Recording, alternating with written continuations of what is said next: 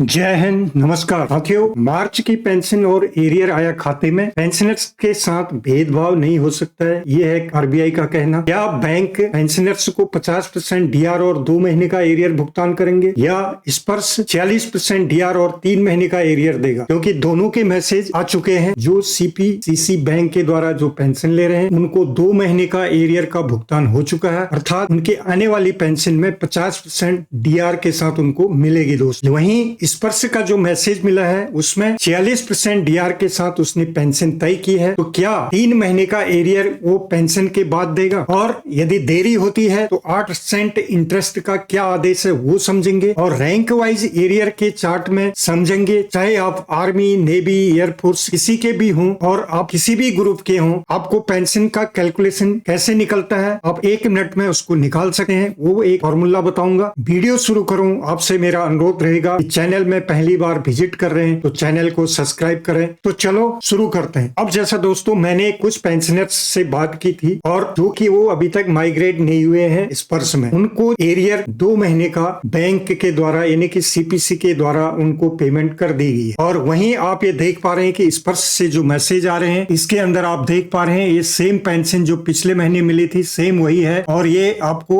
1 अप्रैल 2024 को क्रेडिट होगी, ऐसा मैसेज काफी सारे पेंशनर्स को आ रहा है। मैसेज भी आ रहा है और ये मेल के थ्रू भी उसको अवगत किया जा रहा है दोस्तों। तो क्या ऐसे में ये समझा जाए कि पेंशनर के साथ भेदभाव होगा? तो क्या ये मुमकिन है? इसको हम क्या जो रूल रेगुलेशन है उसके आधार पर क्या ये संभव है कि एक पेंशनर से जो देश में है उसको 2 तरह से पेंशन मिलेगी? तो क्या इसमें गाइडलाइन कहती है वो हम समझ लेते हैं। अब जैसे दोस्तों ये आरबीआई का लेटर है 20 मार्च 2024 को। इसमें ऑल एजेंसी बैंक्स को इन्होंने लिखा है कि जितने भी जो एजेंसीज बैंक हैं वो मार्च 31 यानी संडे के दिन भी खुले रहेंगे। ये तो इसमें सूचित कर दिया गया। अब इससे आप ये समझ लेंगे कि जो भी पेंशन हमें क्रेडिट होगी वो 1 अप्रैल के बाद ही होगी। अब बात करते हैं, गवर्नमेंट ऑफ इंडिया ने 13 मार्च को ऑफिस मेमोरेंडम निकाला जो कि सभी के लिए आदेश था क्योंकि पेंशनर्स से निकला है। पैरा 4 में उसने बताया था कि the payment of arrears of dearness relief shall not be made before the date of disbursement of pension family pension of March 2024, अर्थात पेंशन डिसबर्सिंग के बाद ही आपको एरियर का भुगतान होगा। लेकिन अब पेंशनर्स की माने तो उनको जो भुगतान हो चुका है जो कि सीपीसी से जैसे मैंने बताया कि उनके पास मैसेज आ गए और 2 महीने का एरियर का भी भुगतान मिल चुका है। ऐसे में क्या आरबीआई के नियम कहते हैं वो हम देख लेते हैं। अब ये जो सर्कुलर देख रहे हैं आप डेटेड 22/2023 का है, सर्कुलर 165 है जो कि the CMD all public sector banks के लिए दिया गया। सब्जेक्ट इसका है delay in payment of pension to defence pensioners family pensioners by, अर्थात यदि आपका इसमें पैरा 8 के जो यहाँ पर मैंने मार्क किया हुआ है इसमें आप देखेंगे क्या कहा है। RBI has further instruct vide item 34 of master circular of disbursement of pension by agency banks issued by RBI under letter. ये लेटर का रेफरेंस दिया है दोस्तों जो कि जुलाई 2, 2012 का है। इसमें क्या लिखा है that the pension paying banks should compensate by the pension for delay in editing the pension oblique family pension arrears thereof by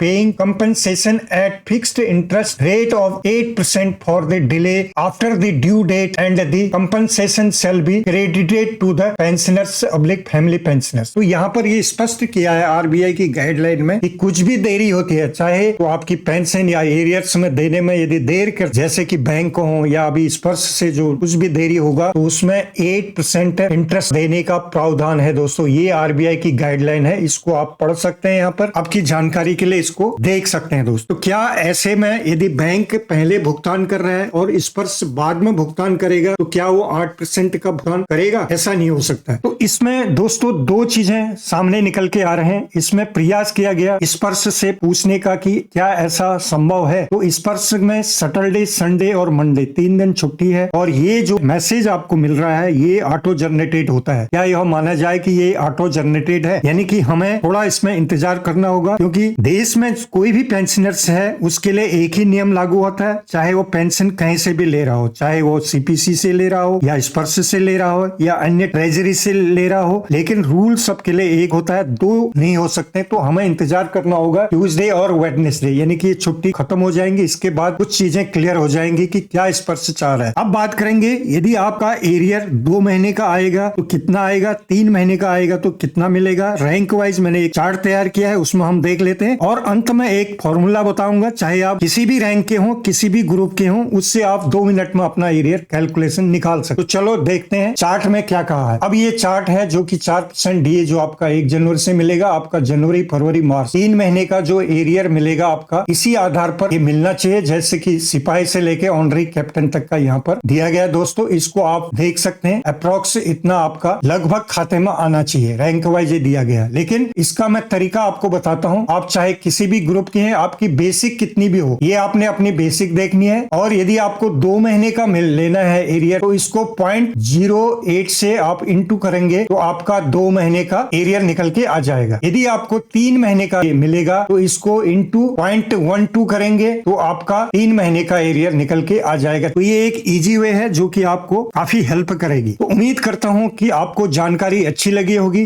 यदि जानकारी आपको अच्छी लगी तो वीडियो को लाइक शेयर करना ना भूलें। फिर मिलते हैं किसी अन्य अपडेट के साथ, तब तक के लिए जय हिंद, जय भारत।